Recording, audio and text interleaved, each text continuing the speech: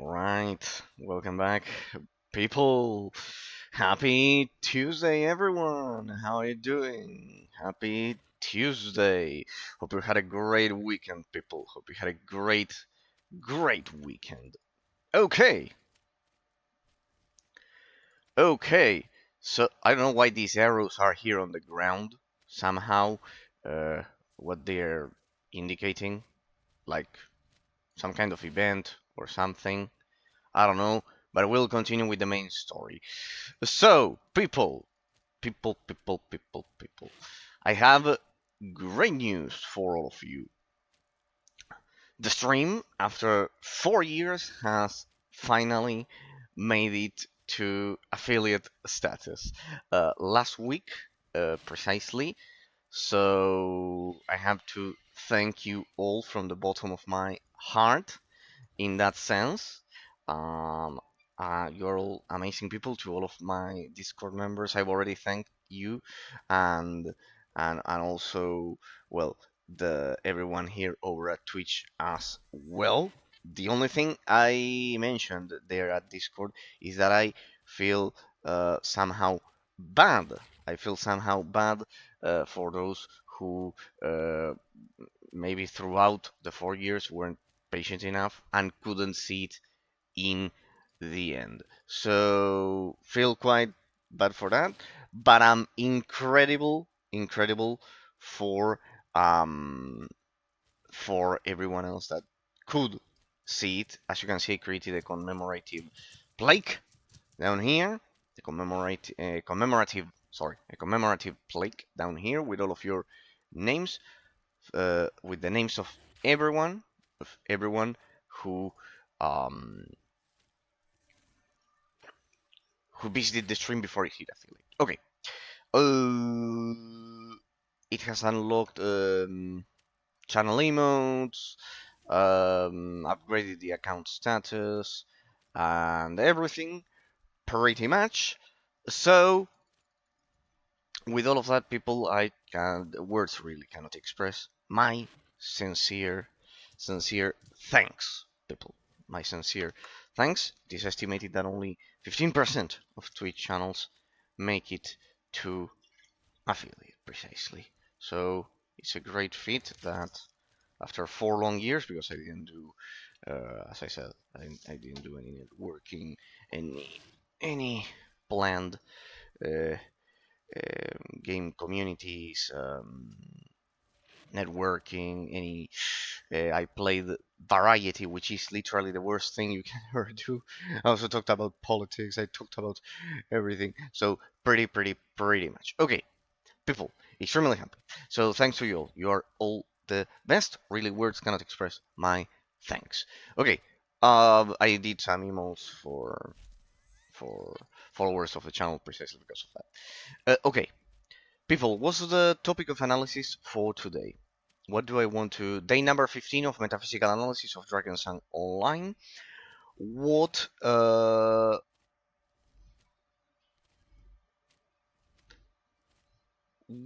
is it that I'd like to talk about today? The economic system of the game. As we proceed with the main quest, remember we are here, just so you more or less have an idea.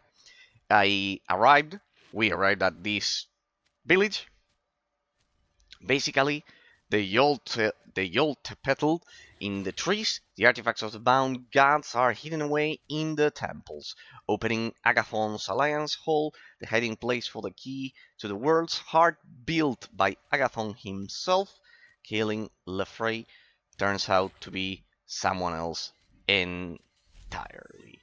Okay, people. So basically, just so you have an idea, the ancestors of the Toltec, which is this region we are in, built a temple that we've been to. Now their heirs are trying to tear it down. Basically, that's what they say, that they weren't what they thought they were. Reinforce the building, otherwise it will topple down while you are trying to reach Fyrgon's flame. Avoid gathering any corrupted materials. Okay. As you can see, I've already done 2/3 of the objectives here, 66%. And we just need to find the tool chest here, close to the dugout area, and take the Toltec tools. Okay, let's go, people. Let us begin. And for today, I wanted to begin with the economic system of the game. I wanted to begin with the economic system of the game. Why? Why is it that I wanted to begin with the economic system of the game? Because while we've taken a look at the relationship between the usage of potions and the gameplay mechanics. Yo, how's it going, Patrick? How's it going? There's some kind of event going on in the game or something like that, because I saw some arrows on the ground. I thought I take for granted you are all doing events and those things. Here, I got something for you, Patrick. I got something for you. What? Maybe I need to enlarge the face a bit, but just don't tell it to District or Flying Energies if they come later. I want it to be a surprise for them as well. But something. Instead of doing or saying our classic phrase of what you think about the developers of drakensangonline, now you can use that beautiful emoji just to all followers of the channel. Maybe the face is a bit small. I need to enlarge it a bit more, but no worries. Those things are easily corrected. But well, now that the channel has been upgraded, I could create custom follow emotes for you all. Look at that.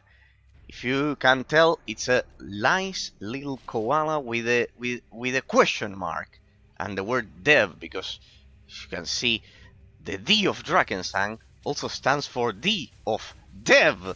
Indeed, instead of saying the mythical phrase that could get you banned, I thought there you have something that will represent the great intelligence of the developers without getting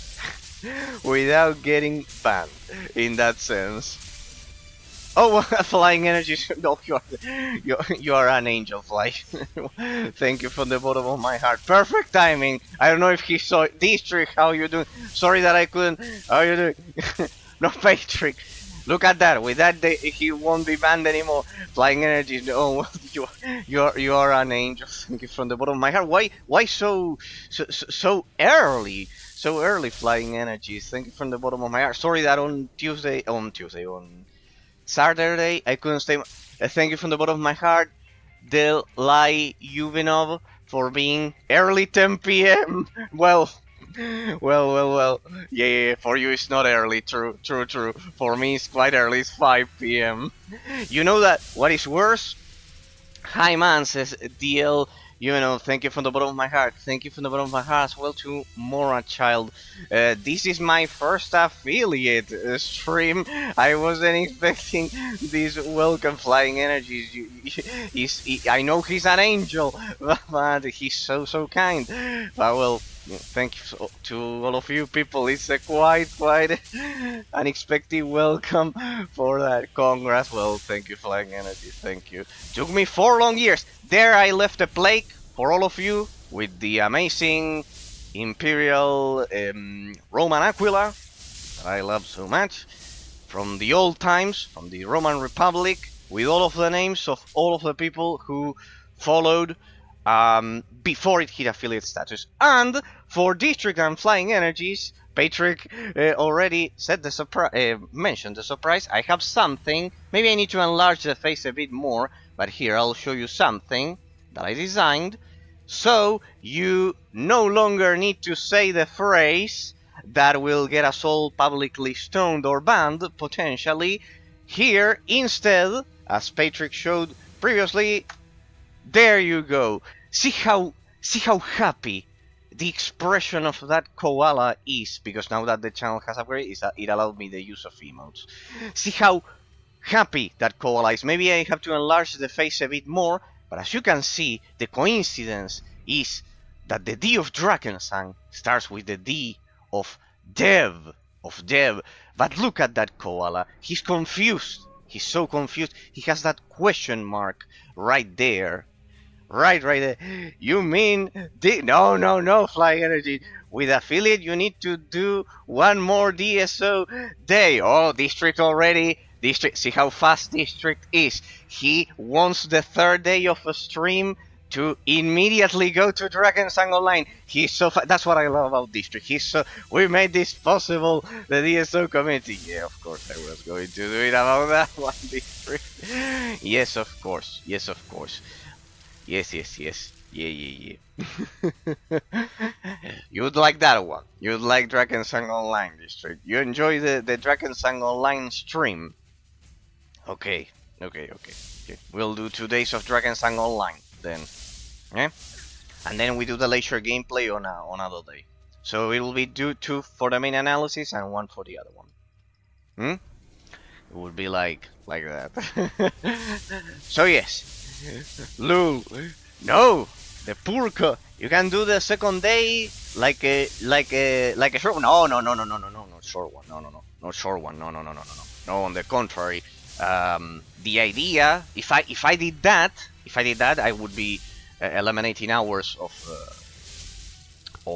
content for all of you. No. The idea is that since the channel reached affiliate, you get more hours of content. No.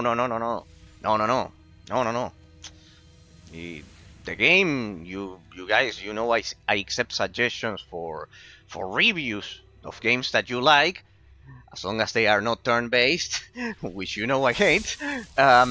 Basically, or survival horror. Unless it's a genre that I really don't like. Yes, yeah.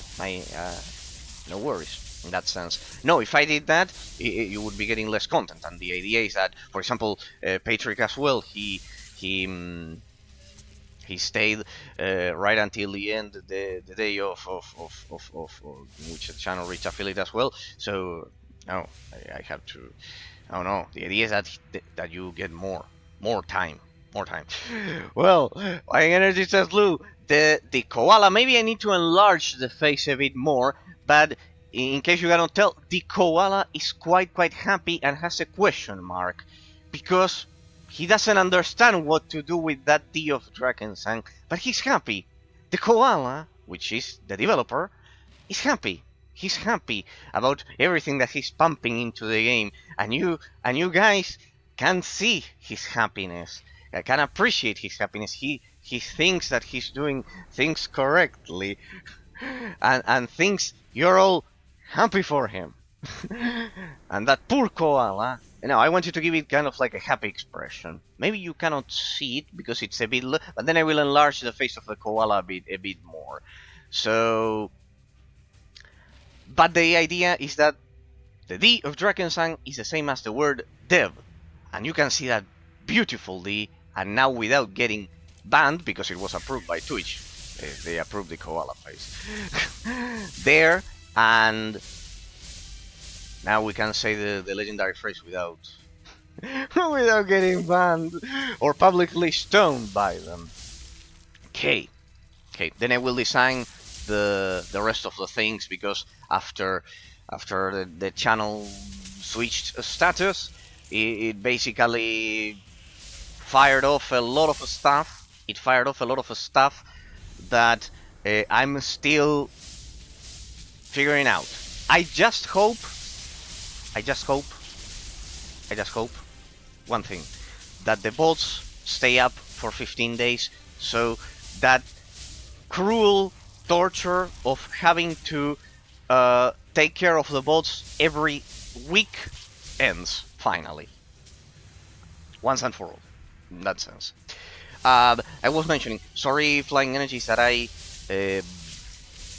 didn't stay a bit more on Saturday. I was correcting exams when I actually visited you on Saturdays. On Saturday, so sorry I couldn't stay more. I was there, and thank you from the bottom of my heart, because I don't know what command. Don't worry, man, because I don't know what command you did, but in one of them, I think you mentioned my stream because I saw the Titan Quest image there. So also thanks from the bottom of my heart. heart. It's I couldn't ask for better people to have met. You know that I mentioned it here down here. I've included all of your names in the plaque down here, and as for the rest, as it says below the plaque, the reality of the situation is that really I didn't do any planned networking, which I know that a lot of streamers do. I love that it was all natural meeting. Well, it's not meeting. District found me streaming crazy old games, and from there he told you to raid me the first time. So pretty much. So I didn't do anything planned, and really didn't as well didn't plan anything as to achieve anything of what might be achieved by the stream. In that sense, I stream variety, which is like the worst possible idea ever as well. The worst possible idea ever as well.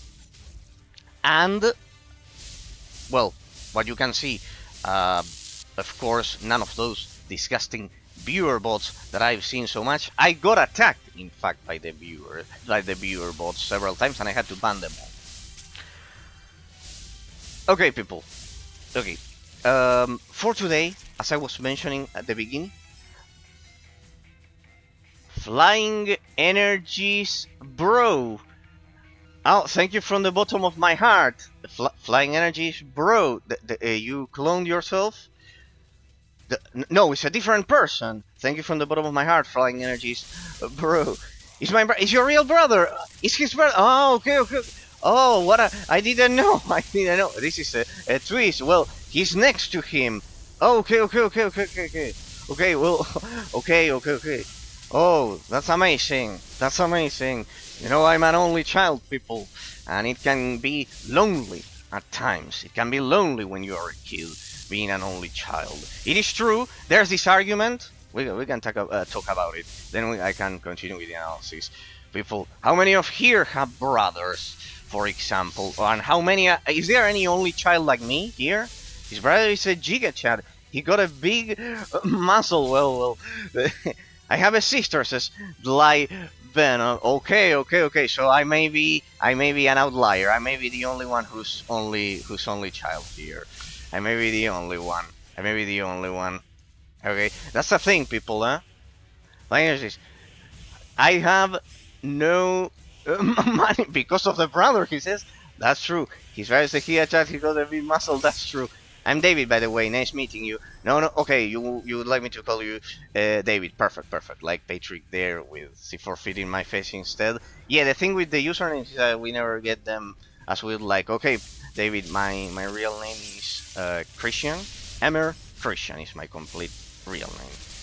And my last name is Columbus. Like Christopher Columbus. Yes. Yes. So yeah. Do you like names? Whenever someone tells me their real name, I like giving them mine. So yeah. Well, if you're the brother of, if you don't remember it, just say Livino. No. I can't remember, Davey. I have pretty photographic memory. As you can see, the plague that I did during the weekend here with all of my, let's say, older viewers is as far as 4 years ago. I have photographic memory in that sense. I can remember things several years ago. In that sense, no. Was mentioning for those of you who have. First of all, is there any only child here? If there is, I bet you will understand me when I say that. Well, what Flying Energy was saying, no money. I presume not derived from being brothers or those things. In that sense, no.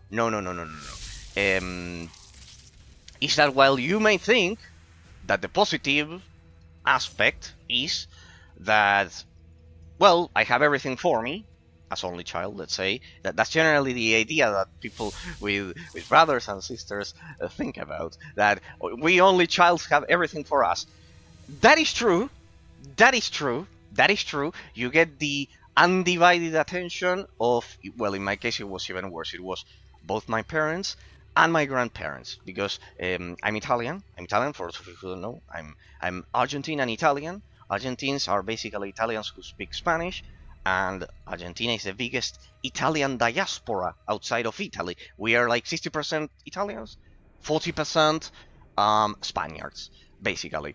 It's the highest percentage of proportion of any other country outside of Italy. Basically, I also grew up with my grandparents as well. Both my parents and one set of grandparents, let's say. While it is true that you get the undivided attention of everyone, it can be quite lonely. It can be quite lonely. That's why I ask if there's any other only child, because the person will probably understand. It can be quite lonely when you are a child. Then when you grow up, it is true that since you meet high school friends, well, in my case, university friends, and everyone, and you guys as well. Let's say internet friends as well. In that sense, oh, we have another crafting there. No worries, I've already mastered that. In that sense, it can be quite lonely when you are a child. Then when you grow up, it kind of mitigates. It kind of mitigates. However, think about it like this: everyone who has a brother or a sister, when your parents grow older, you will appreciate having that brother or sister, because in my case, for example, uh, when eventually my parents grow up, um, I will have to take care of everything myself. So that is the part in which you will appreciate having a brother or sister. It's just that since most of us are generally, in my case, 29, almost 30, since we are in our younger age, in our younger years, let's say, we generally don't see it. See how interesting it is.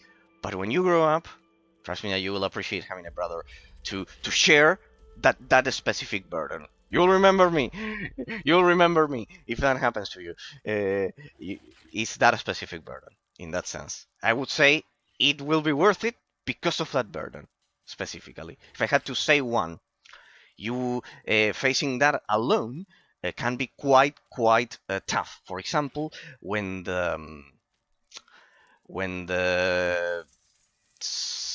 the pandemic struck, for example, and my parents had to go to the hospital. They never got into critical condition or anything. I had to take care of my grandma, like alone. And I can assure you, it was my grandma had 91, 91 years old. And 91. She was 91. Sorry, it's that in Spanish you have years instead of being, in that sense. But it happens in a lot of your countries as well. Um, and in that sense, that week, I can assure you, it was a terrible week for me. I was right out of law school. I graduated. I graduated in 2018, half of 2018. So it was 1 year and a half. Then 2020, the pandemic. Okay, so there, my parents got the virus. Had to go to the hospital. I didn't get it in that sense. I had to. They were taken to the hospital. Nothing critical, but they needed to be there. So my I stayed alone with my grandmother, and I basically kept her alive for uh, for that week until they returned. Um, so she had Alzheimer's, for example. She couldn't eat on her own. You had to kind of like help her and those things.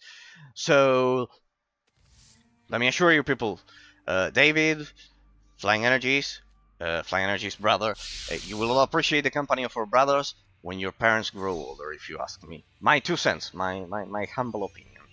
It's in those moments in which you will appreciate that. Even if when we are children, it is true, that's the weird thing. We have to share. You have to share everything. In my case, I don't have to share, but I have like that responsibility amplifies. Are you planning to go to endgame with Drakensang or just reach level 100?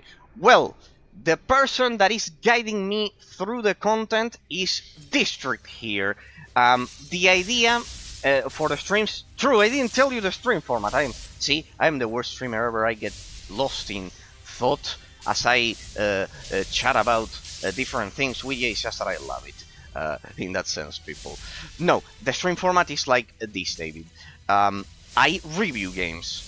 It's not that I play them for the sake of beating them, for the sake of, I don't know, competing with others or those things. I review games. I'm a game reviewer, let's say.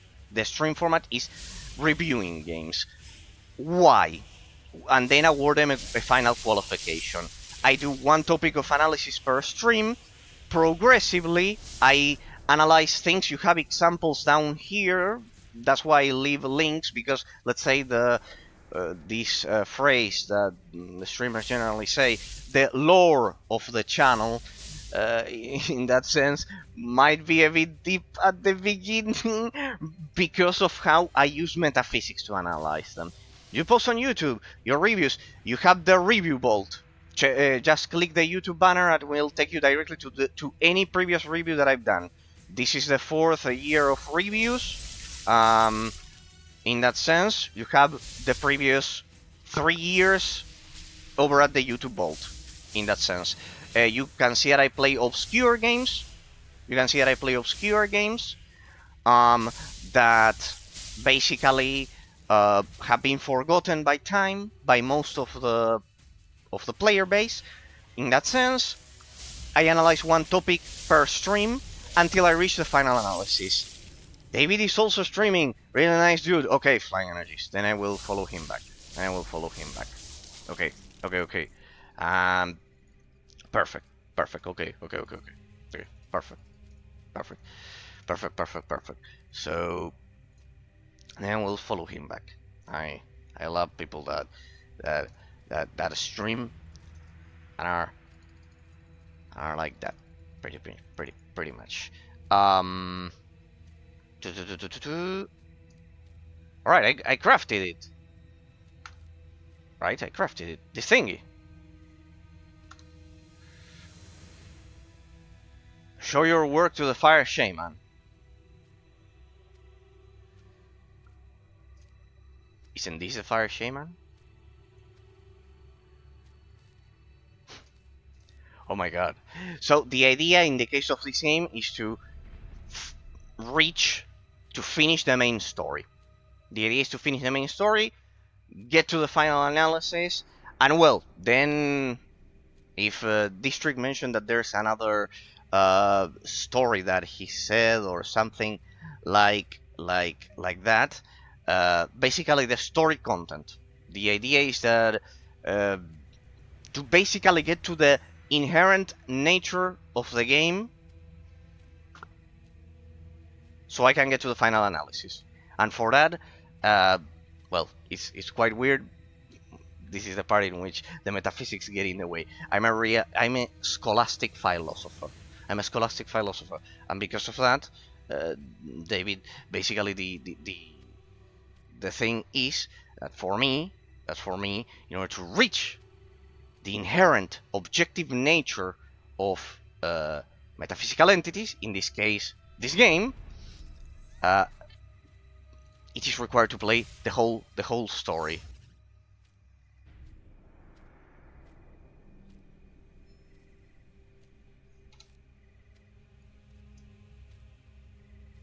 Isn't this the thing that I have to show to the guy? The feather cape. Part of a quest. Very warm cape covered in red feathers, perfect for those who freeze easily. So also my character remained there walking. So yes, basically that. In case you have any question about the part in which I start talking about metaphysics and mention to reach objective metaphysical reality to qualify the games and the inherent nature and everything, well, there it's a long, sounds nice, smile. Well, there in that case, well, I can explain it. to once again, I repeat it constantly anyways, but just in case, basically that is the idea. Um, for me, as you can read from the panels down there, my opinions, all of our mental perceptions are dissociated from how molecules and particles arrange themselves in the metaphysical plane of time and space. Please try not to get scared. New raiders from Flying Energies. Flying Energies is an amazing guy. He has nothing to do with this. He's just kind enough as to make sure that that he and District and everyone else, they are kind enough as to not run away from all of this stuff I say. He and District have nothing to do with this. But yes, basically that's the idea. Isn't this the stuff that I need to do? Matching recipe for this item. Isn't this the stuff I need to do? If it's bugged, we have a problem. Craft the materials together at the workbench and show your work to the fire shaman. Maybe the fire shaman is a different guy or what? Interesting. So yes, basically that's the idea. It's dissociated.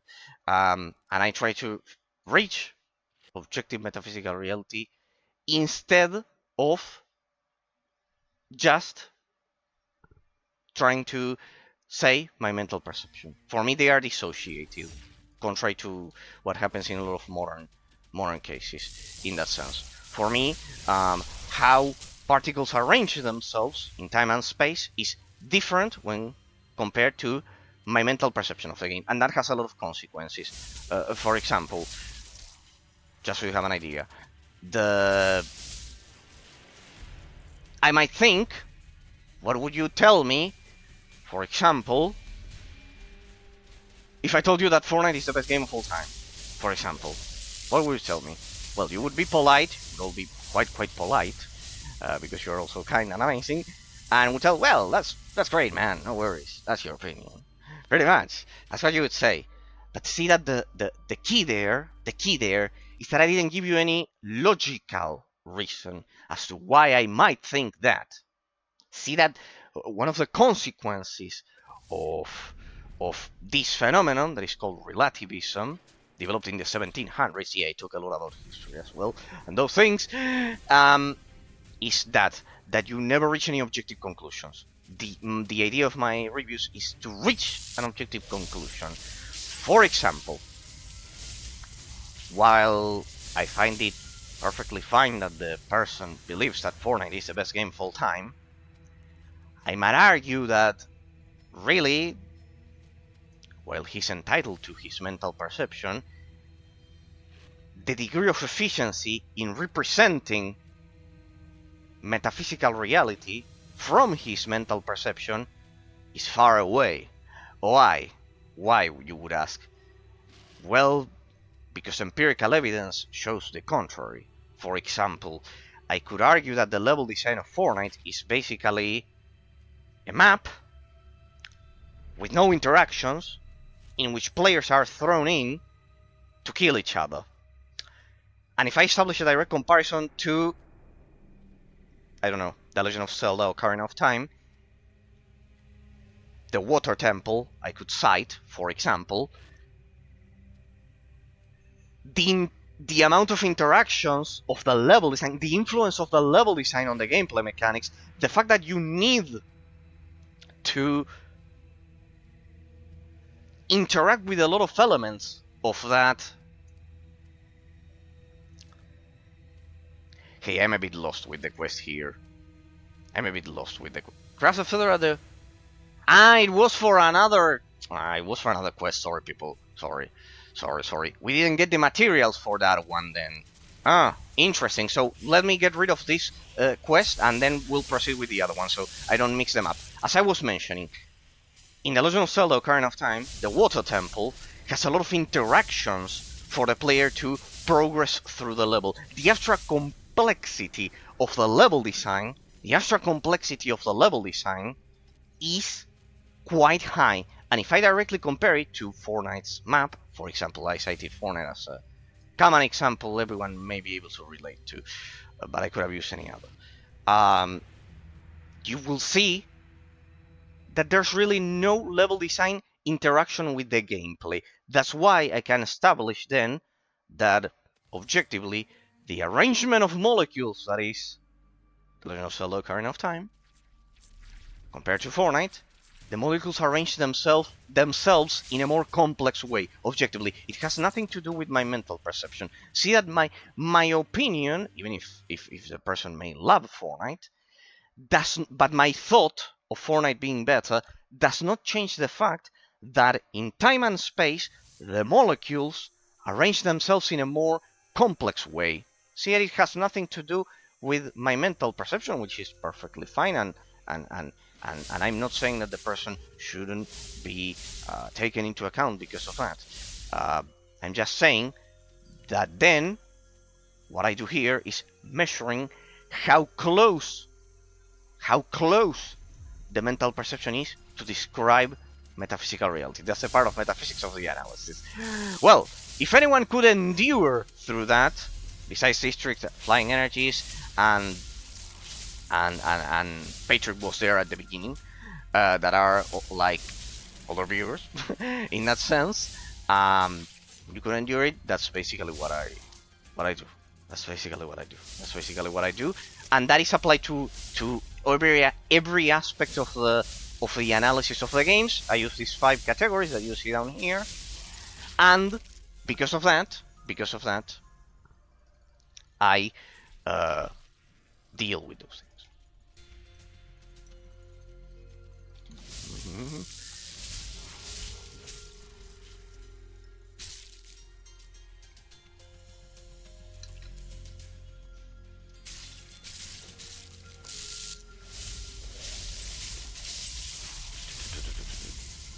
Because of that, I deal with those things. Slash and burn.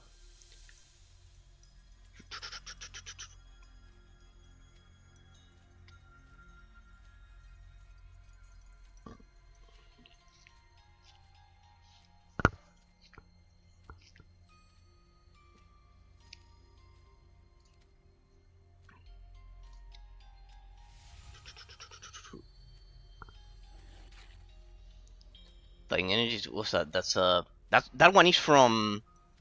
Well, that's probably one of your emotes. That is amazing. But the creature there is a slime from you like Dragon Quest Flying Energies. I didn't know.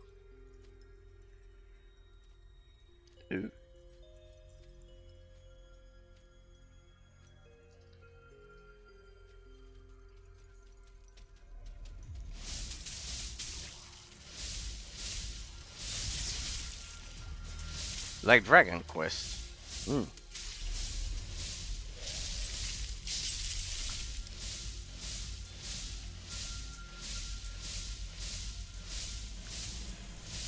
It's Pepe. No, but I mean the slime below it. Yeah, that one I know. But the slime below it is from Dragon Quest. You smile.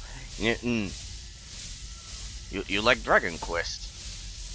You know that I generally don't like turn-based games. Didn't know. Yeah, it is. There's a great game on the Nintendo DS, which is Dragon Quest Slime Hero, which is like The Legend of Zelda, for example. No, I was mentioning. Sorry, people. I got lost in thought. Sorry, I got lost in thought there. The idea is that when one applies these metaphysical concepts that I mentioned to you to every aspect of the gameplay mechanics, you get to every aspect of the game, you get all of the things that I, for example, have been mentioning to you. For example, the fact that, as I've said, the level design influence on the gameplay mechanics plays a huge role. I always cite the example of, imagine any quest in any role-playing game,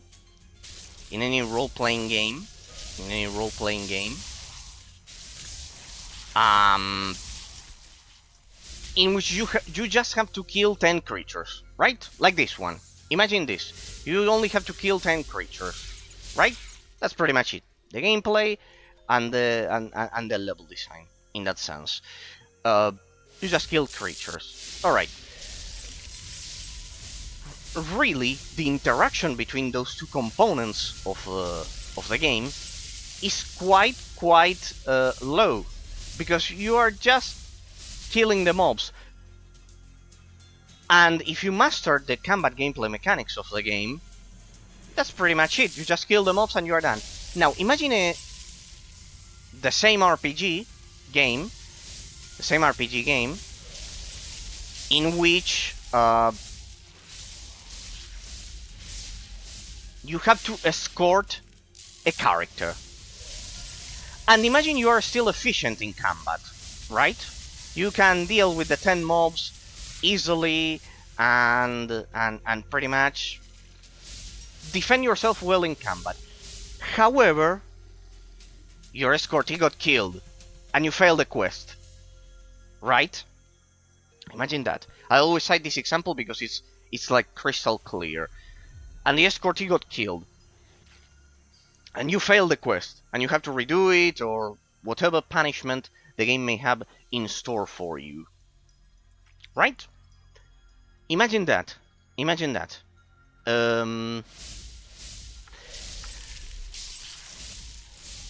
that sense, there you can see a perfect influence of the level design on the gameplay mechanics. The difficulty of that role-playing quest, of that role-playing game's quest, basically, was derived from the level design, rather than the raw input damage of the mobs, the damage that they could do. That's what I mean. The escortee got killed. You were still efficient in combat, and you could kill all the mobs. Imagine. But the escortee got killed and you failed the quest. There you have objective variety, level design, that is. Objective variety is inside of the level design. Difficulty derived from the influence of the level design on the gameplay mechanics. You were efficient in combat. You mastered the gameplay mechanics. But the level design was complex enough as to derive the difficulty from there. That's what I mean, in that sense. So, yes, those are the kind of things that I pretty much take care of. And the topic of analysis for today, speaking about that, people, precisely, the topic of analysis for today is that we didn't take a look at the economic system of Drakensang Online. So, today I want to take a look at the economic system, and once again, from that, deduce the reward punishment system of the game and its psychological impact, in that sense. And its psychological impact. Let's begin with the basics. The most basic aspect of the economic system that I want to take a look into, related to the general classification that I did in the first stream. This game derives its stat system from the extrinsic portion of the gameplay mechanics of the loot. It derives most of the stats from the loot. I explained all of this in a previous stream, but basically you can have intrinsic and extrinsic systems. Stat systems. The statistics of your character can derive from basically your loot, the things that you loot, or when you level up, when you spend attribute points, etc. That would be intrinsic. Intrinsic means internal to the character. Extrinsic means external to it. External, basically the loot. There are games that have exclusively extrinsic systems, like for example Monster Hunter. No skill tree, no attribute points to distribute naturally inherently to the character, internally to the character, but it's all derived from loot. All stat changes of your character are derived from loot. In the case of Drakensang Online, it uses a mixed system, like most modern RPGs, in that sense. Some comes from distributing your skill points, but some comes from increasing your base stat points, we are using Patrick's build here. It was in the Wisdom skill tree, right? It was in the Wisdom skill tree. We are using Patrick's build, let's say, but you can see that when we compare this Wisdom skill tree to the skill tree of Diablo 2, for example, in a direct comparison, the degree of influence on the stat distribution of the character is much lighter here. In Diablo 2, you get like, I would have already gotten like at this point after playing, what was it, 60 hours more or less so far, whatever. I would have already gotten much more than 24 points, and they would have been, this is the key, the degree of influence on the stat system of the character would have been much more dramatic, much more influential, much more extreme in that sense. It would have influenced the base attack damage of the character directly, like that one, but not only that, several other stats.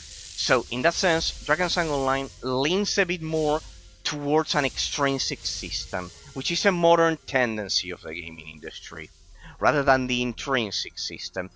Though it is true that some, like Grim Dawn or, I don't know, the Last Epoch or Path of Exile with its brutal skill tree, it is true that some still retain that opposite polarity of favoring an intrinsic system, one in which the base stats of the character are more influenced by an attribute distribution rather than the loot itself that the game may provide in that sense. So, people.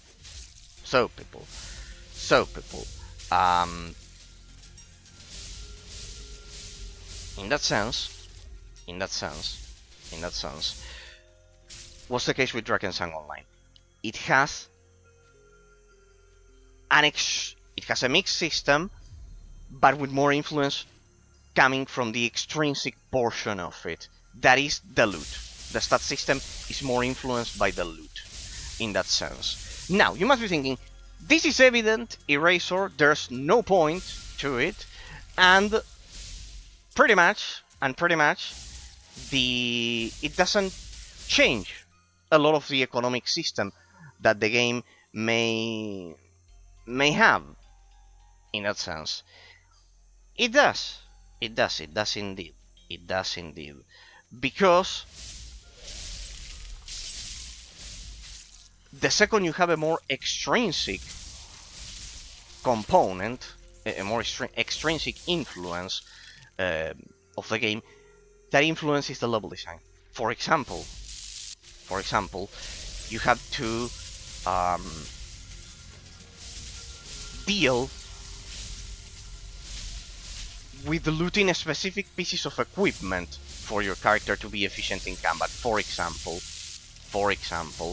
in that sense, that may force you as player to deal with other level design challenges. For example, going to a specific dungeon and looting a specific piece of equipment and etc. In Diablo 2, if you think about Diablo 2, do you really need to do that in order to finish the game? No. Really, no. No. In that sense, you just go through the main zones, and you will get the loot required to do it, because to finish the game. Because basically the idea is that the game will provide you the required loot to be efficient in combat, and the attribute points are the ones that will change in that sense the outcome of the battle. So there you have the first talking point that I wanted to mention. The stat system is influenced in a different way because of the economic system being mostly extrinsic. Then, second,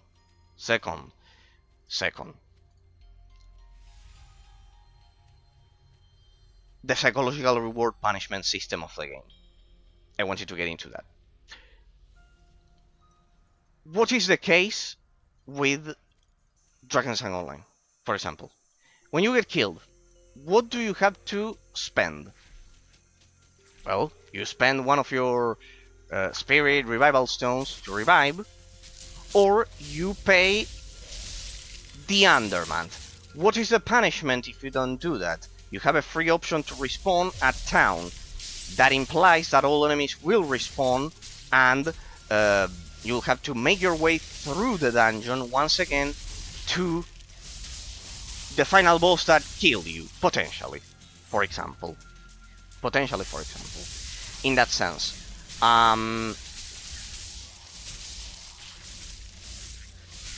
So, hang on a second, people, I don't want them to kill me. Though, as you can see, Patrick's build is working quite well. So, basically, that's the idea. The second point is that the reward punishment system, the economic reward punishment system of Drakensang Online includes the following. First, I've been thinking about this in the previous streams regarding how it punishes you for getting killed in game. First, the cost of opportunity. This is an economic concept. The cost of opportunity of the game. The amount of time, that is the amount of time that you lose, when you get killed by the boss. You have to go all the way back to the dungeon. You have to deal with all of the different mobs, make your way once again to the dungeon, and finally beat the boss if you can again. But you lost time in that period of time in which you had to go back to the dungeon. What's the other option? Paying the Underman, the in-game real money, because this is paid with this one. It can be bought with real money, or you have to farm it in game. So you have to farm, basically. You have to farm or pay real life money. Basically, that's the idea. So, you deal with that cost, the cost of opportunity, or an economic punishment, a straight up economic punishment of the game, giving you the option. I find it weird that Drakensang Online gives you the option to choose between the two economic punishments when dealing with death. I think I mentioned this at the beginning of the series. In which I mentioned that back in the days, you know how this was dealt with, right, people? How it was dealt with. In Ultima Online, Lords of Britannia, for example. How do you deal with the concept of death? In that sense?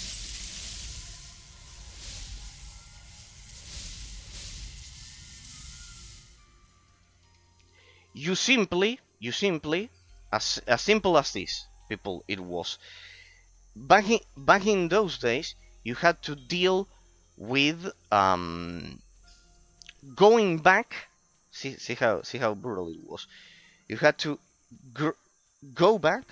You have to go back to the zone in which your corpse was killed, in which you were killed, and your corpse remained there.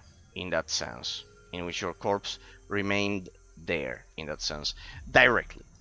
You had to go back all the way there, and you would lose all of your loot. Directly. You'd lose all of your loot. So because of that, because of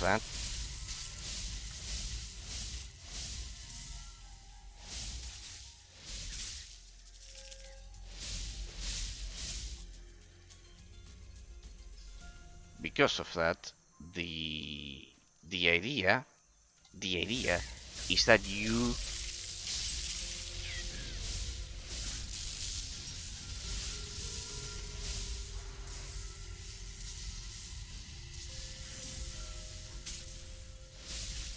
there we go.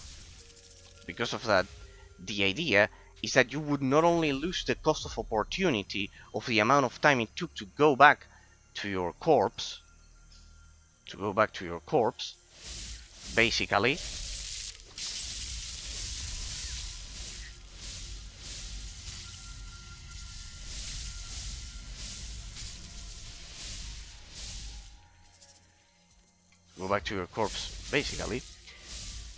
but also all of the loot that you had on you, directly. All of the loot that you had on you, in that sense.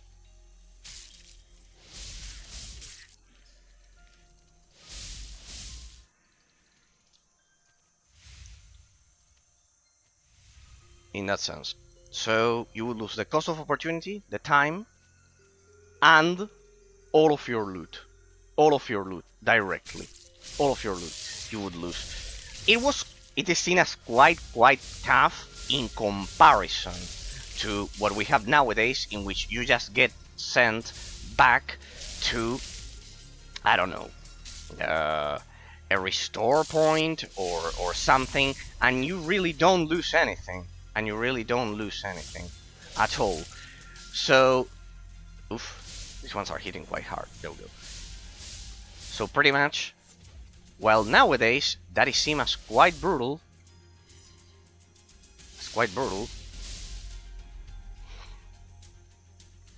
and it's quite tough to deal with. As quite brutal.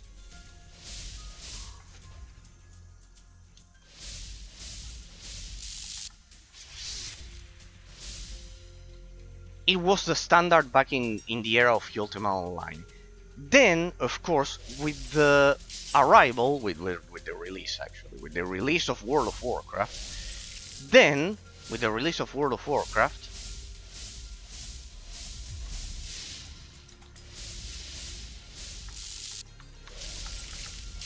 the concept of psychological economic punishment for death was mitigated, right? With World of Warcraft. Why? Because really, what happens in World of Warcraft when you die? You get sent back to the spirit world, and you become a spirit, and then you have to go back to your corpse. Basically, you have to go back to your corpse, but you don't lose all of your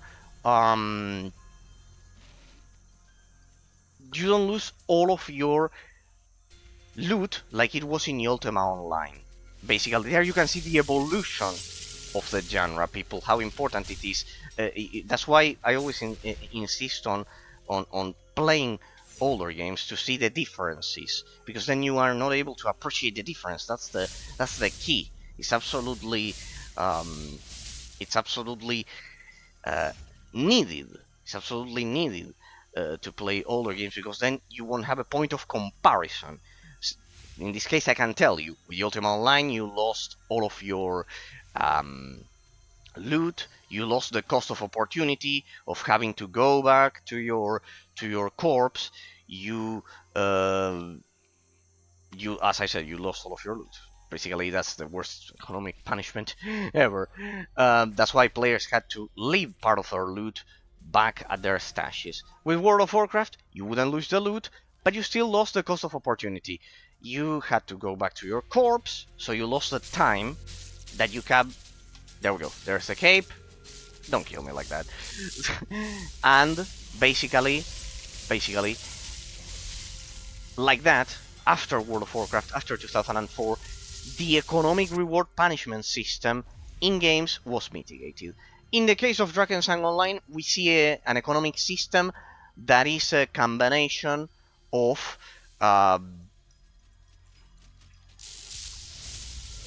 of losing the cost of opportunity, you have to go back to your corpse. If you don't if you don't beat the boss, you have to go back to your corpse, or you lose money, aka also known as basically dark souls in that sense. Also known as dark souls in that sense. So yes, pretty much, people. Pretty much in that sense. Craft material together at the workbench and show the word to a fire shaman. Okay, then let's go. Let's finish that one and let's get to the main quest. Now that I've eliminated that side quest that had the objective there, basically in that sense. Okay, but that's the idea. In the case of Drakensang Online, I find it weird that it lets you choose between the economic punishment systems. I don't know if you've noticed, people. It lets you choose between. Alright, it was a different combination. Now I get it. It's always the same with this. With this game, I should have done both of them. Yeah, I remember I left everything ready to do both last time. Let's get to it. Sorry, there I got a bit lost there, people. Well, doesn't matter. I think there's an event or something because here I'm getting 50% extra experience points when killing enemies, so make use of it for those of you who are doing some crazy farming with the game in that sense. There we go. I don't know why I'm getting that, but Lumpet plus the 10% experience points. So we need to make use of it, people, so we can deal with the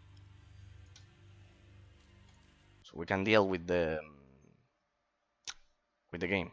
We can deal with the game with the experience system that it has.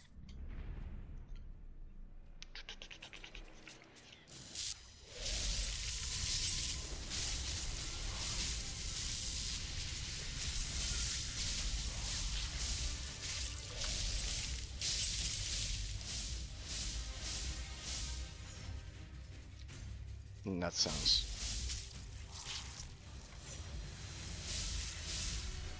So, third talking point about the economic system of Drakensang Online. Precisely, it lets you choose between punishment systems, either paying undermanned or the cost of opportunity, of going back to the entrance of the dungeon and making your way all the way back there. In that sense. Okay, there we go. Get it? They want the first protector. They'll kill whatever approaches the temple. Alright. Kill all enemies in the altar room between the chambers of protectors. Okay.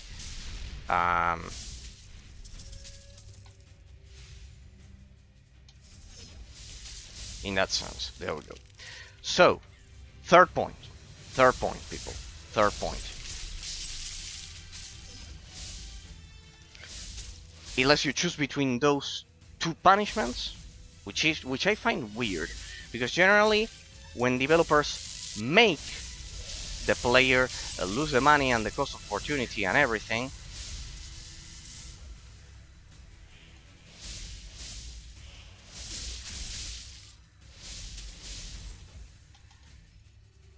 make you pay the cost of opportunity and everything, generally they impose that for not being efficient in combat, for example, in that sense.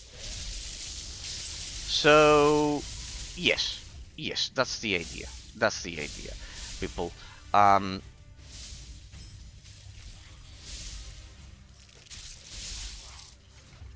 As my third talking point, I wanted to mention that because, for example, in Dark Souls, you have to pay the souls and the experience as... Hang on a second, people. There we go.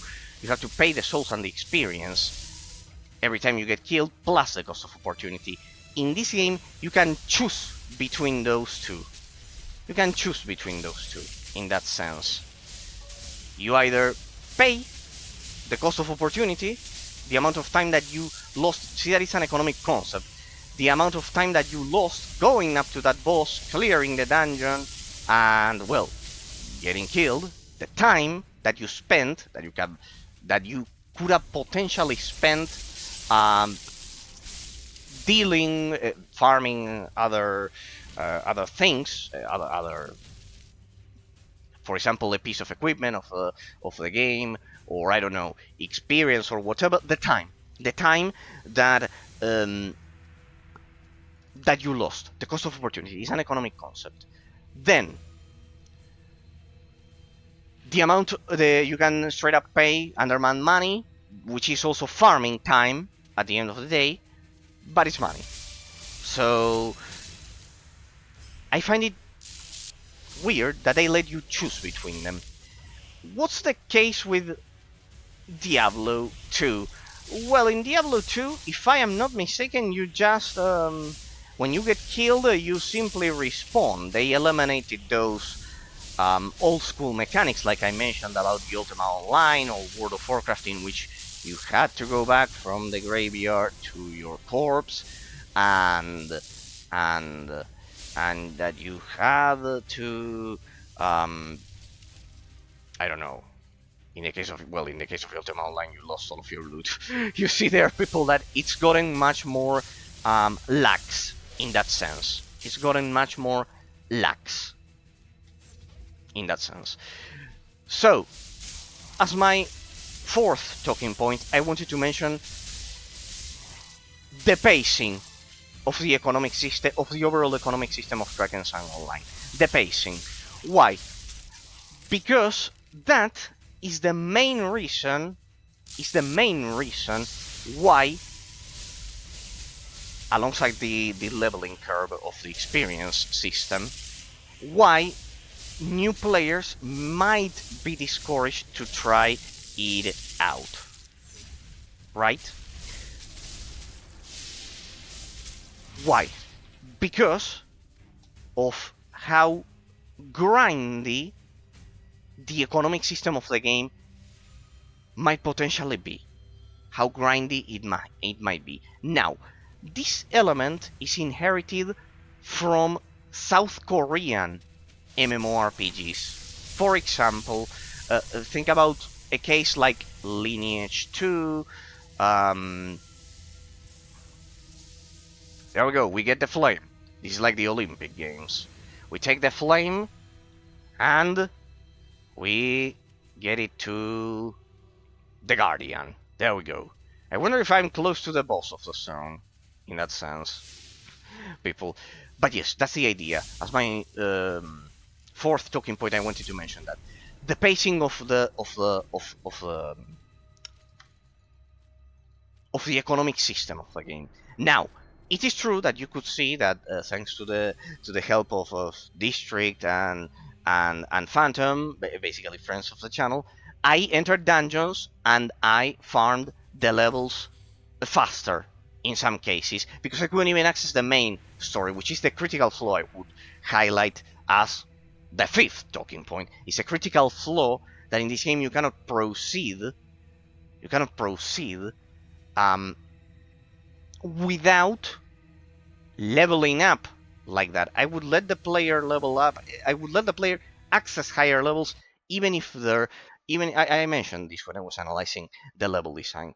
I would let the player get to a dungeon that he's not of an appropriate level, and if he gets killed easily,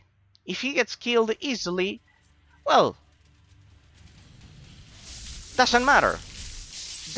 He can always go back and farm to improve his expertise with the game, his mastery of the gameplay mechanics.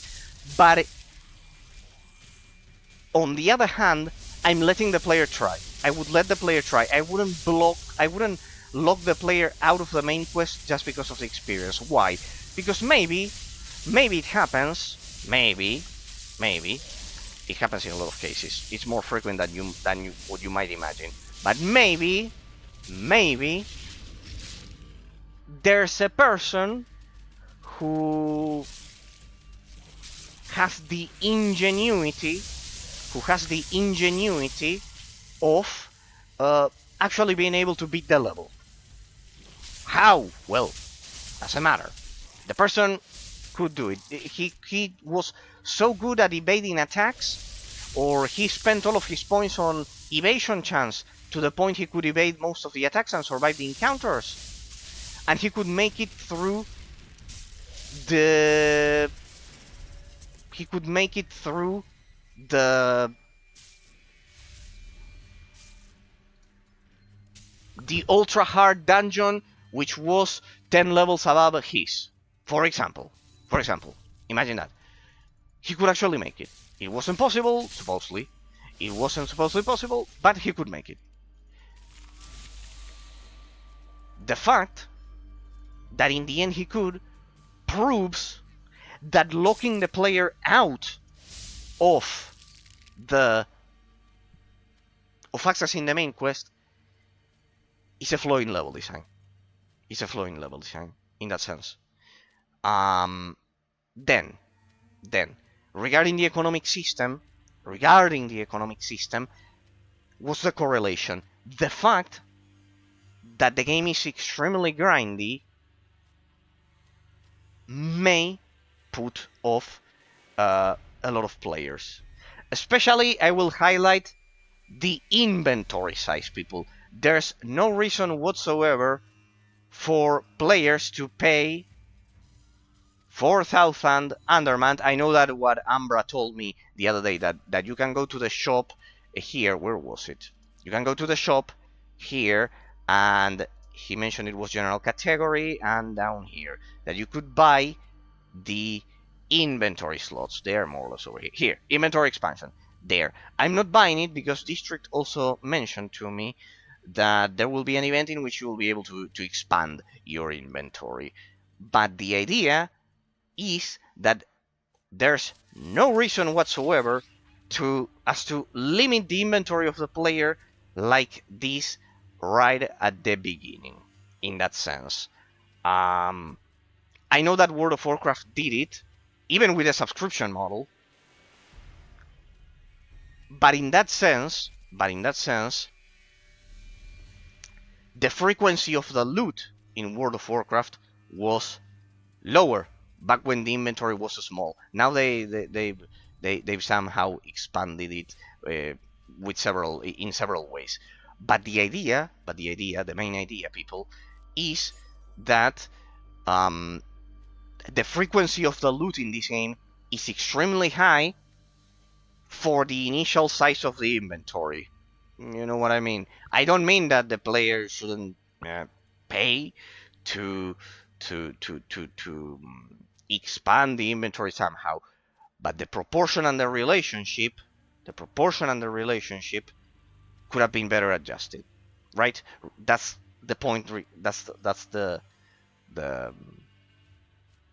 fourth point. The fifth one was regarding the experience about the economic system. In that sense, I wanted to highlight that. So for those of you who might want bigger inventories, this game suffers the same problem as, you know, which game of Hellgate London. Hellgate London has the same problem, but you have to take into account that Hellgate London then fixed it with. Then it broke a lot of things with the global release, but then it fixed it with the same global release. It increased the inventory size. It broke other things of the game, but it fixed the inventory size. And also the release date. Hellgate London was released back in 2008, and it was the first 3D. It was basically the first 3D. The Fire God's artifact. Fyrgon's his name, right? You did a smart thing bringing it here. Our enemies are trying to harm the world heart. To protect it with the power of the land in times of need, Agathon built this shrine. Oh, mission accomplished! Thanks to your artifacts, thanks to you, the artifacts, which Agathon created a long time ago for protection, are now in their rightful place, on the shrines. Now we can finally protect the world heart from the outside world. New energy flows from this land to the chamber Yolotl, in which the world heart rests safely and now gathers new strength. Did you see that this is just like Drakensang 1 in that sense? It's just like Drakensang 1.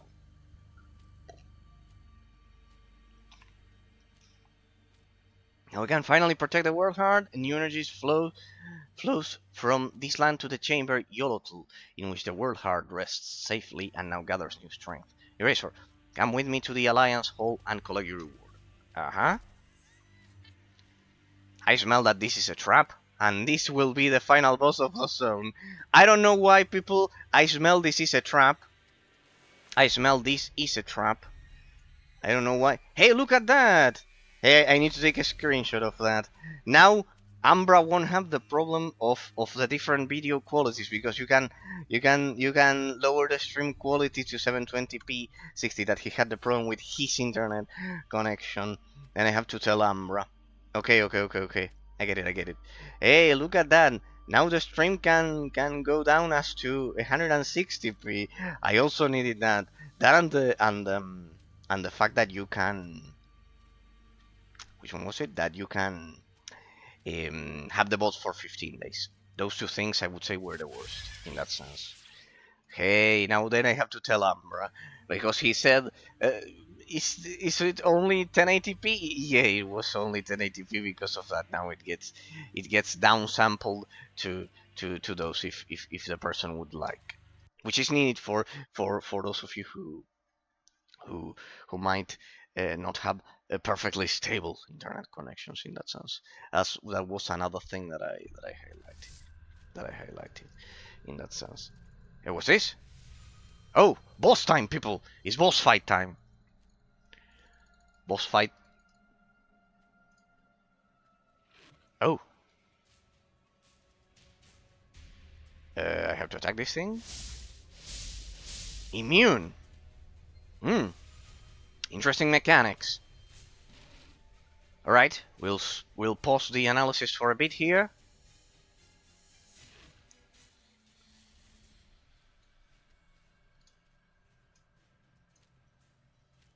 TEMTRESS NERFERTARI. Oh, I saw it. I don't know why I saw it. I would have never thought it would be like one of the main... Hey, it's level 48, look at that, I farmed correctly. In that sense. Alright, it still doesn't have the armor broken. Oh, look at that. Can I destroy the thing? No, they're immune. Well, I can tell you that I saw that betrayal right from the beginning, but...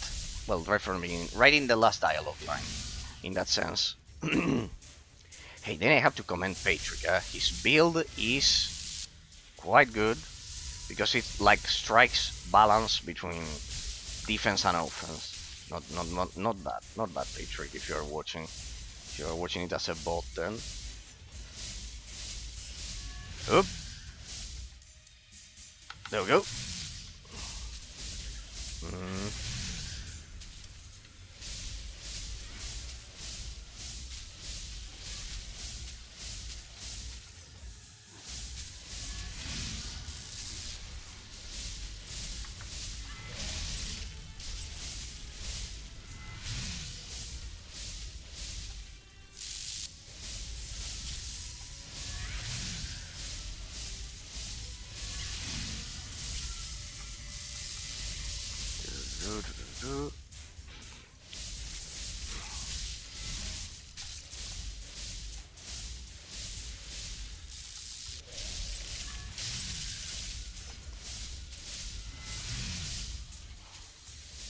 Damn it.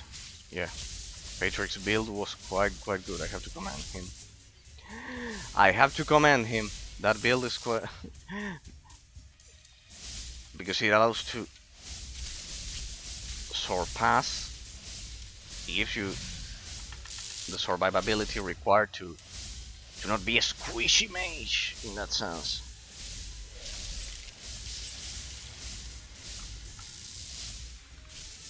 I presume those will do a one-hit kill, right? I presume that. I'll presume they'll do a one-hit kill. I have to commend Patrick's builder. It gives the squishy mage a bit of... Oh, it's getting faster! Come on, it'll be a first try.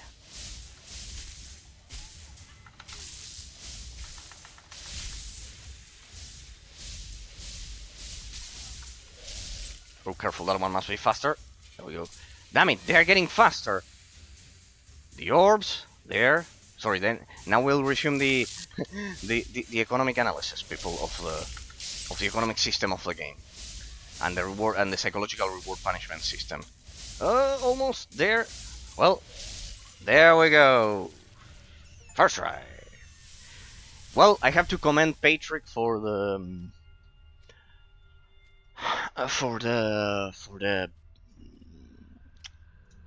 for making the mage a bit less squishy in that sense.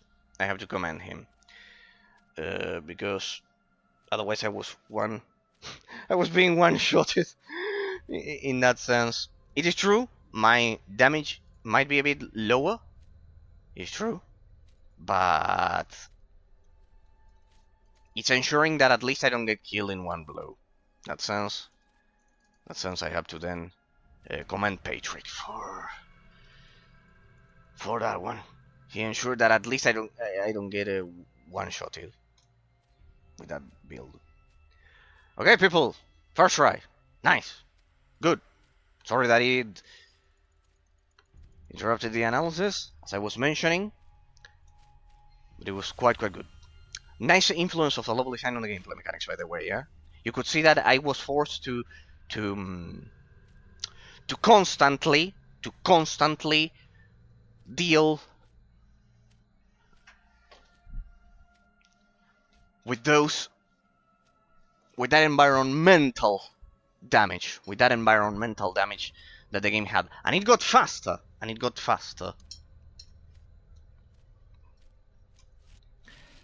Quite good. If I'd had to establish, we need to do a ranking. You know what we need to do? Sacred Lair of Undermight? What is that thing? Enter the secret stairs or normal, defeat hordes of monsters, or challenge several protectors in a row. 4 platforms to explore. Entry requirements, Sacred Lair's offering. I don't think this is the objective, people. Talk to Istak the Wise in Yarlpedal. Oh well. Then we can take care of all of those things. In that sense. The idea, people, is that if I had to establish a ranking of bosses, because there was, I think it was precisely District who asked me about it the other day, the ranking of bosses that I would establish for the game, I would put this one and Callus, especially Callus first, as the top 1 bosses so far that I've encountered. Then followed immediately after the mechanical boss from the Dwarven fortress, the Dwarven zone, basically, because it also had mechanics, but overall I felt it didn't require the reaction times. Of Callus and this one. I felt it was slower. In that sense. So yeah, pretty much. I would, if I had to establish a ranking.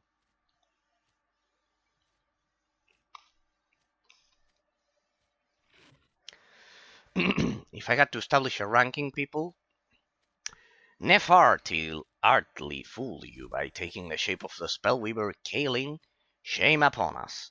You placed the artifacts of the gods on Agathon's shrines, thereby imbuing the world heart with the power emanating from the altars. This power has been corrupted by Nefertari and her powers, and you say that Balor, the enemy and brother of Agathon, is behind everything. The TEMTRESS used you, Eraser. Get to the world heart now. It's a good thing that the crystal skull is safe and sound. Balor may well have already reached the world heart. Go to Yolotl, in the heart of the temple city Nahuatlan, to see what is happening there. Remember that only those who still ascribe to the old beliefs will be granted entry. Take the Jade Dagger. It will get you into Yolotl. Okay. Oh, look at that. Chapter 3, Baylor's Return. Look at that, people. Look at that, look at that, look at that. Would you look at that? Oh, nice dragon mount there, by the way. So if I had to establish a ranking, let's transition to the next area. We are done with all of the quests here. We're done with all of the quests here. So let's transition to the next area.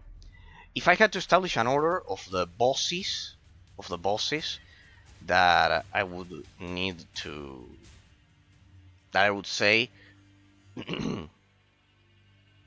have the best mechanics, as I've said, I would say the Calais boss fight and this one, because of the reaction times. One could think that the abstract complexity, of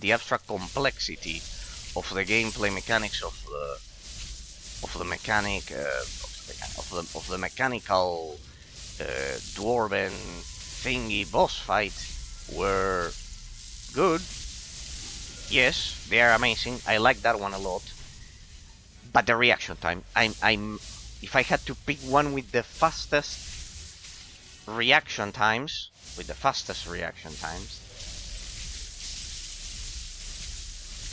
I would say those one. I would say that one precisely. Very, very, very well. Okay. If I had to say the what the that's a stun? They got stuns now? Oh, this is getting interesting. They are getting stuns.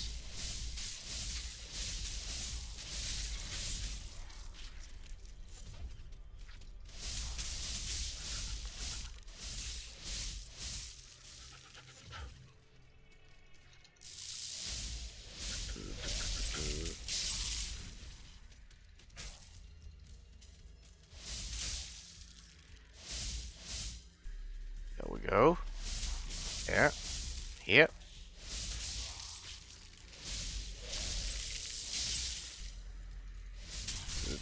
There we go.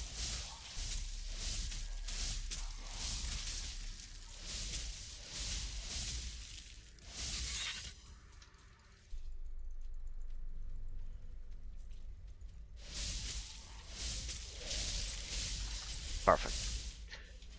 So I wanted to highlight the. Hang on a second. There we go. I wanted to highlight the order of the bosses in that sense. First, I would put those with the fastest reaction times that they require. Because how much you have to evade. This one as well.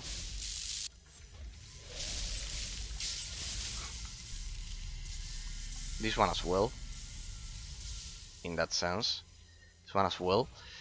But yeah, the Callous one demanded like constantly evading an attack that consumed the whole map of the boss fight in that sense.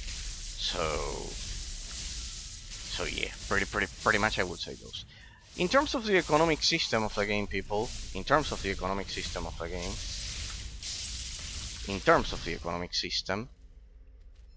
I would highlight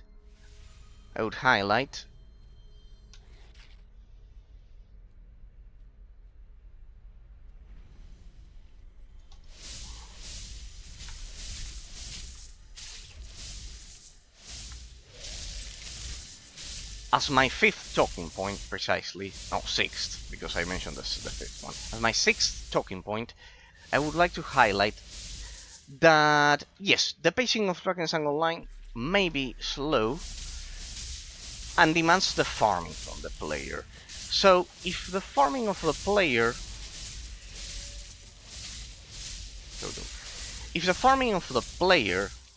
demands to spend demands the player to spend some time farming in that sense.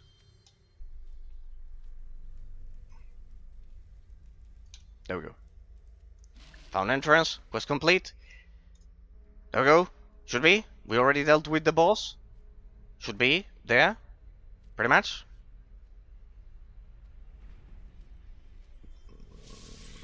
Pretty much. There we go.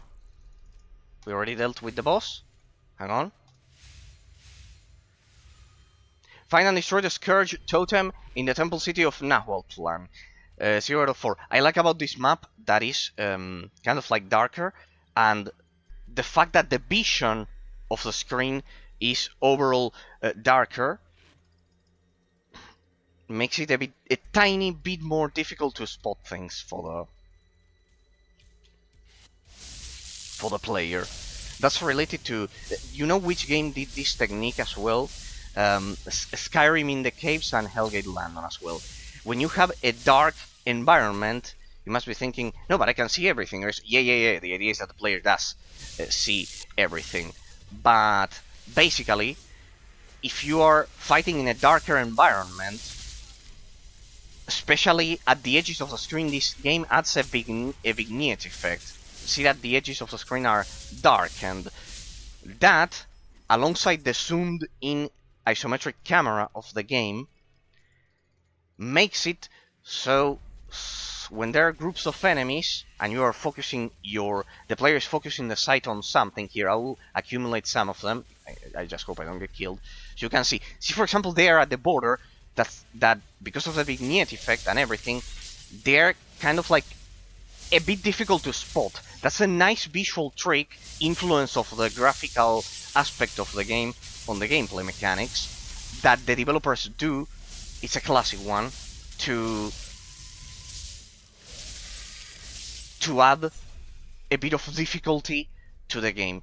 I like this zone that it has, that the vignette effect that the game has on every zone is more accentuated because of this. See how those subtle details may sound stupid, but they are crucial, because it's an influence of the graphics on the overall difficulty and the gameplay mechanics of the game, in that sense, people.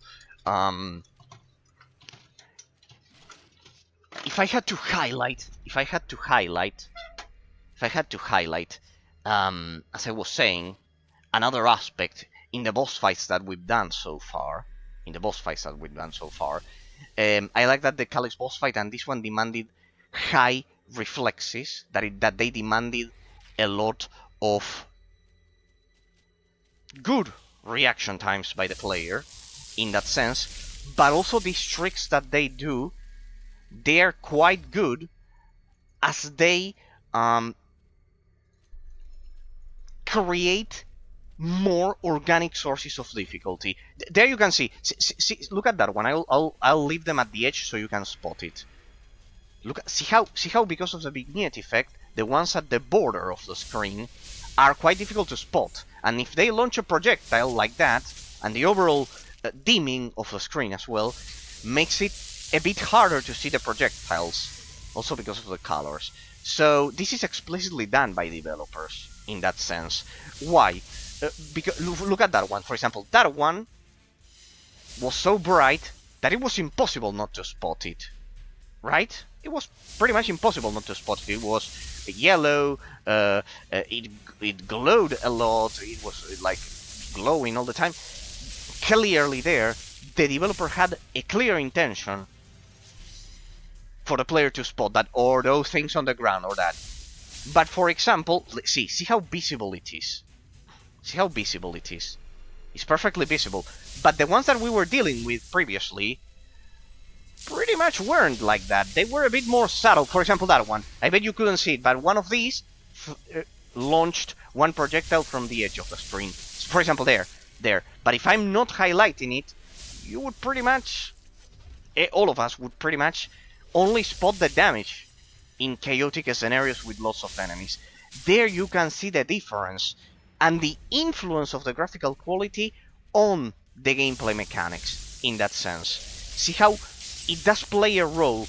That's why I always complain that in modern games, they have no tint to the screen. Tint? You mean the colors or whatever? No. The tint of the screen, people. Older games, because of how ambient occlusion was handled, they had a tint, like an overall tone, let's say, color tone. For example, those ones are difficult to spot. See the difference between those two.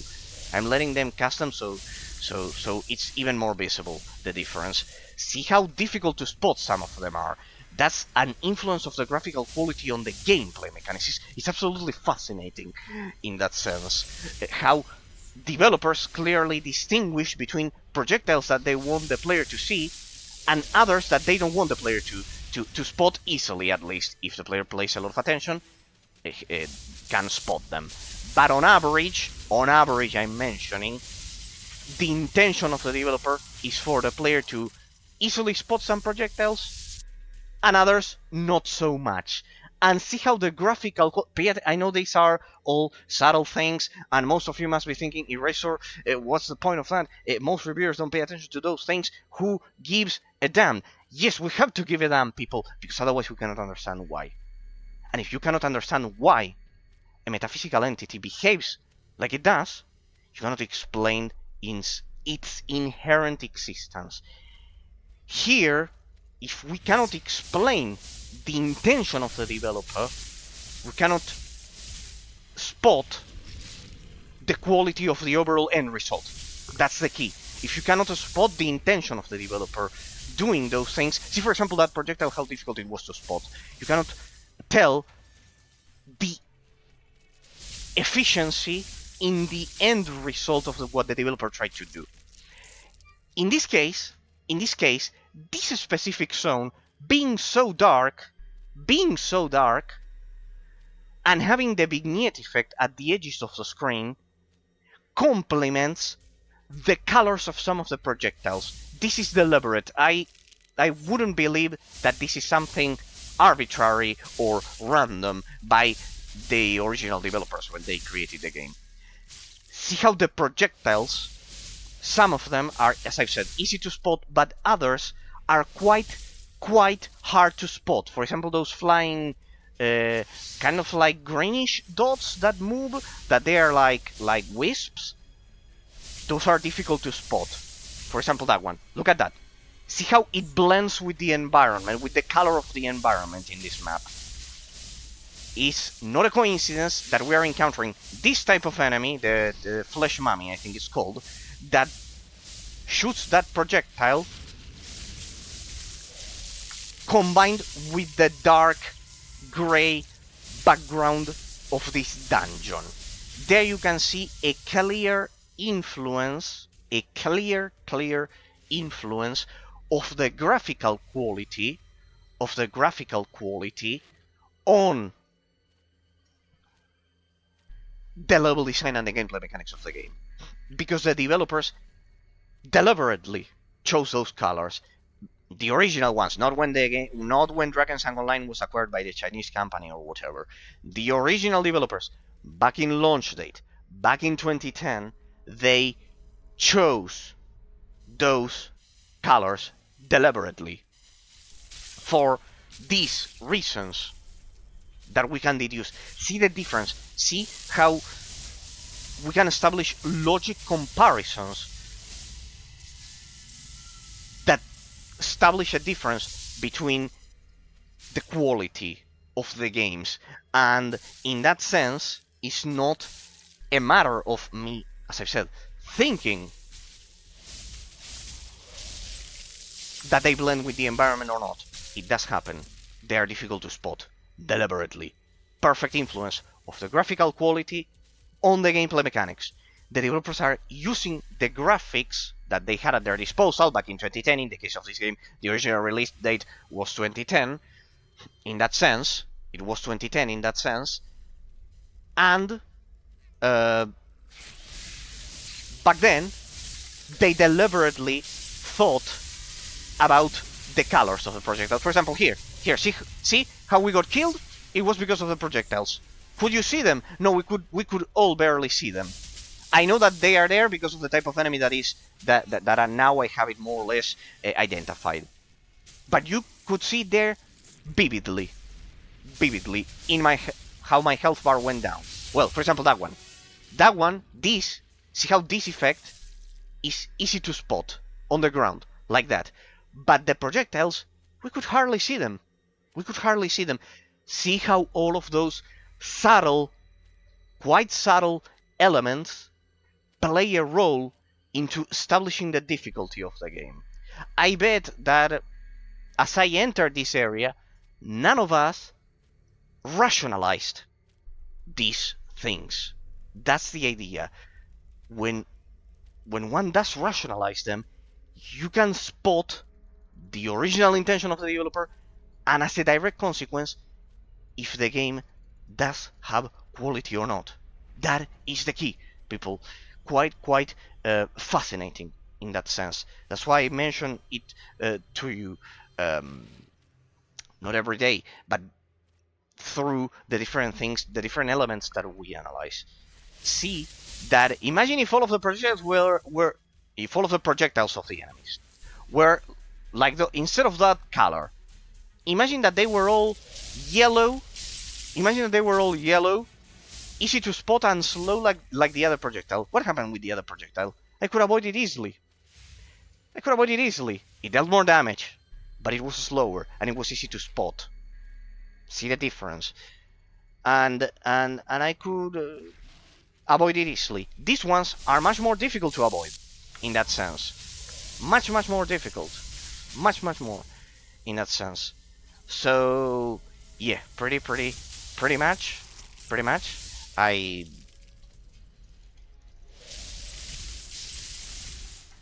Here we go. There we go. Pretty much. You can see how deliberate and intentional the influence of the graphic quality on the gameplay mechanics is by the developers. Now, let's not stray away from the topic of analysis of today in that sense. Let's not stray away from that. Place the Jade Dagger on the Podium of Purity to open the portal to Yolotl. Okay.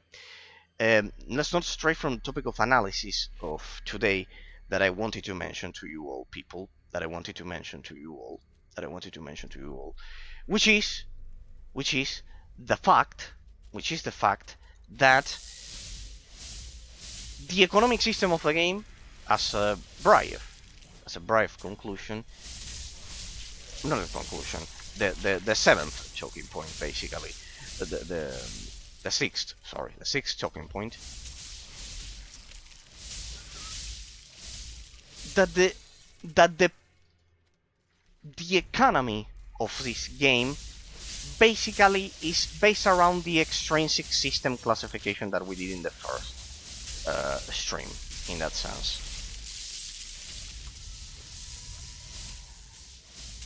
See how that one, well, there I didn't avoid it, but see how much slower it was.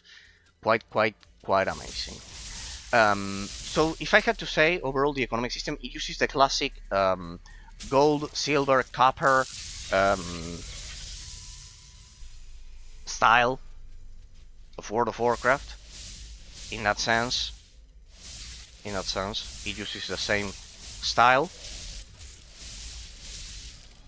But on top of that, it does the in-game currency, the Undermant, that while you can buy it like with real life money,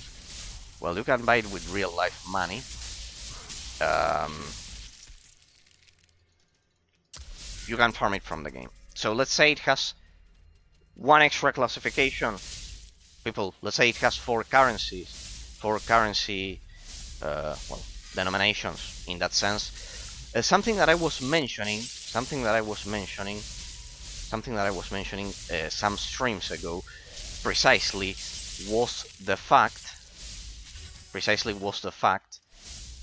that this game would benefit from having an auction house. If I had to pick,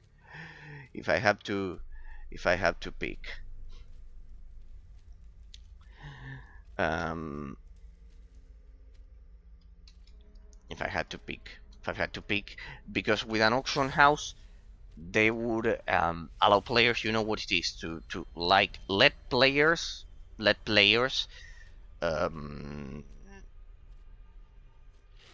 publish, let's say,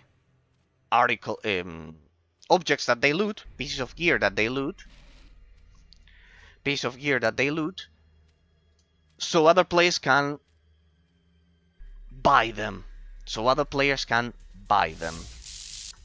In that sense. In that sense. So there we go. Let me activate that. So other players can buy them. I think the game would benefit greatly from that, in that sense, because it would straight up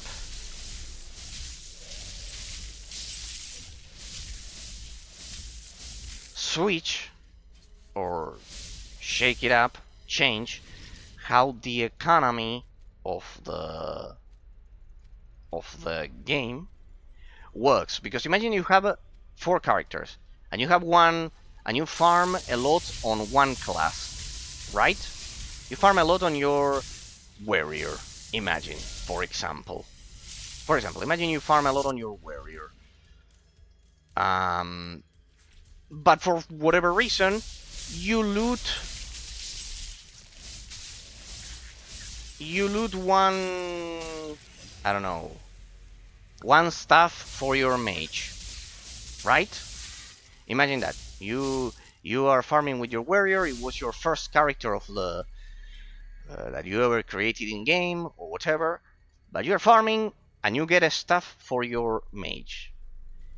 Well, according to what I've been told by Patrick, District, Phantom, Flying Energies, everyone, there is an auction house in this game. If you looted that, you pretty much have to sell it at the vendors, right?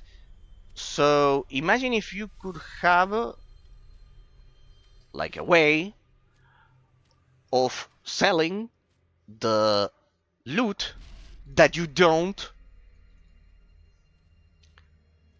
need for your specific character that you are leveling up, that you like playing in general, that you like, I don't know, whatever, that you like playing, and the other one is like a little character, imagine. Well, in that sense, the economy of the game is quite restrictive. It's rather on the restrictive side of things. Why? Because I don't know if you can share in the stuff, but it's still between yourself, only between your own characters. Like a single player game, in that sense, it's quite curious. See how the projectile, what I was mentioning before the previous talking point, see how I could easily avoid it. See how it was extremely deliberate, how the developers created some projectile animations to be fast and difficult to avoid, and others quite easy to avoid in that sense in comparison. So in that sense, people, in that sense, I would highlight how they worked things out here. For example, there, see how I could have easily avoided it with a teleport in that sense. So getting into the economy, the 7th talking point is that it is quite restrictive because it doesn't have an auction house. I mentioned it precisely. What in the case? Let's suppose the hypothetical situation that the game has an auction house. What would happen? What would happen in that case? What would happen? In that case, the auction house would allow the economy of the game to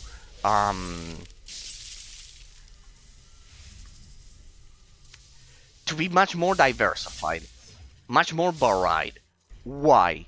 Because it would allow you to sell the stuff that you don't have,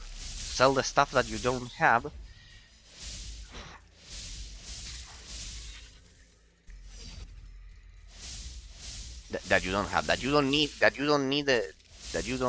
to have, that you cannot make any use of, in that sense.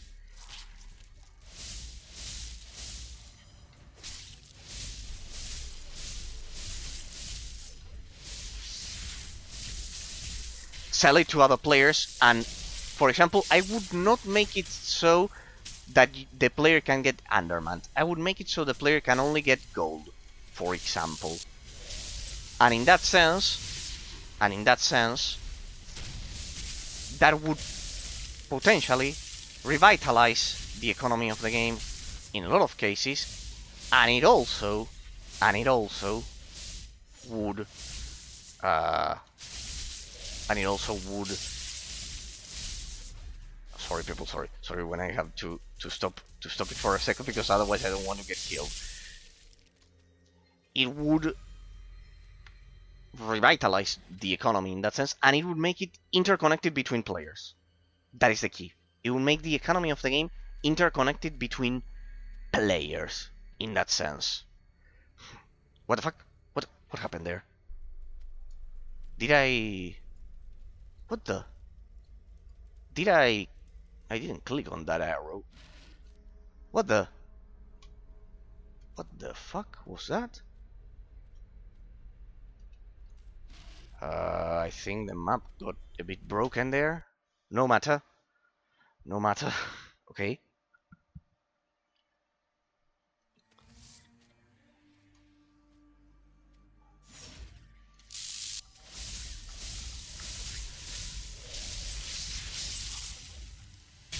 In that sense. Speak to this. Ah, in Yatl I have to go back. I have to go back, or is it another... It's another map. Wait, people, wait. I bet I have to go back. What's this? What? I have to go back? What's the point of making the player... go back like this?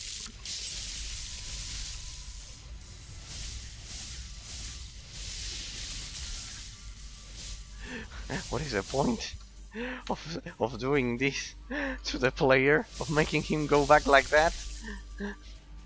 Let me see, I think it's the town, right? I could teleport there.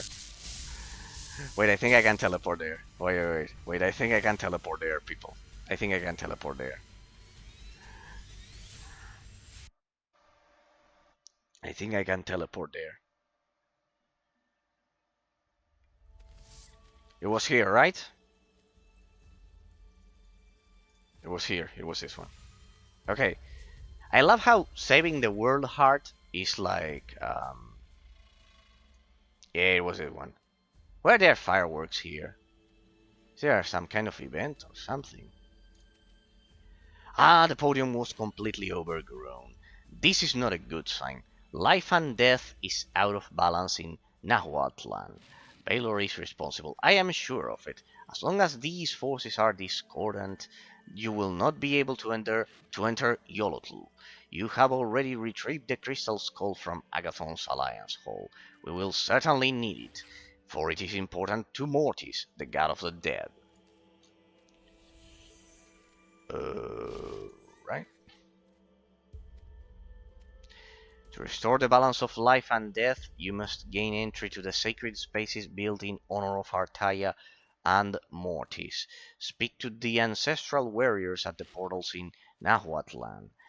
Make the appropriate offerings to them, and they will grant you entry to the temple. Once inside, you can offer the fruit of Artaia to the goddess. Exercise great caution, for Sanctum is still under watch. And this one is also a main quest, wait. These are all main quests. To restore balance of life and death, you may gain... No, we did it this. Wait, I think it was 2 quests.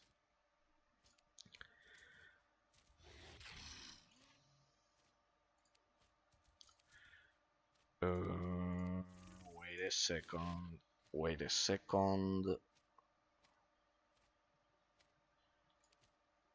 This one gives much more... Sorry. This one gives much more experience than the other one.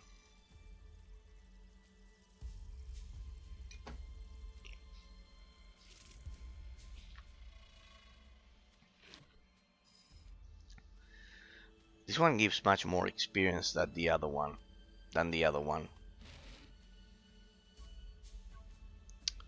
So since there's that 50% extra experience point boost, we'll do this one first. So I can make use of it, people.